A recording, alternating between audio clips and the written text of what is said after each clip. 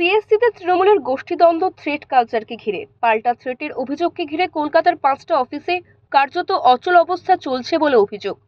এর মধ্যে একটি ভিডিও ভাইরাল হয়েছে, যাতে দেখা যাচ্ছে এক বয়স্ক সিনিয়র কর্মচারীকে অন্য কয়েকজন তৃণমূল সমর্থক প্রিন্সেপ ঘাট স্ট্রিটের অফিসে ঢুকতে বাধা দিচ্ছে। এখানে জয়েন করতে পারবেন না, কারণ আপনার মতো একজন মানুষকে এখানে আমাদের এই এসএসসিতে এসে পরিবেশ বিষাক্ত করে দেওয়ার জন্য আমরা জয়েন করতে দেবো কোনো পরিবেশ আপনাকে বলে দিয়েছি, খুব না মাথায় ভালোভাবে আমরা বলে দিলাম। এবার আপনার যা করণীয় আপনি করুন, আমাদের যা করণীয় আমরা করুন। আমি কোনো মানে এমন কিছু, আমি হচ্ছে তৃণমূলের, আমি জানি সব, আমরা জানি জনপ্রতিনিধি, আমরা সবই জানি সব কিছু।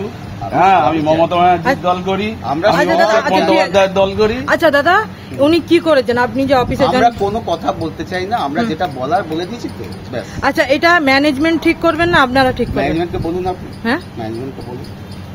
যারা বাধা দিচ্ছেন বলেও ছবিতে দেখা যাচ্ছে, তাদের অভিযোগ যাদের অফিসে ঢোকা তারা আটকাচ্ছেন। এরা সকলেই বিভিন্ন অফিসে কর্মীদের হুমকি দিয়ে বেড়ান। সব মিলিয়ে পরিস্থিতি জটিল হচ্ছে বলে সূত্রের খবর। যারা অফিসে ঢুকতে বাধা পেয়েছেন তারা তৃণমূলের নেতৃস্থানীয় কর্মীদের সঙ্গে কথা বললে পাল্টা ব্যবস্থা নেবেন বলে জানিয়েছেন। কলকাতা থেকে সঞ্জয় রায়চৌধুরী রিপোর্ট, ওঙ্কার বাংলা।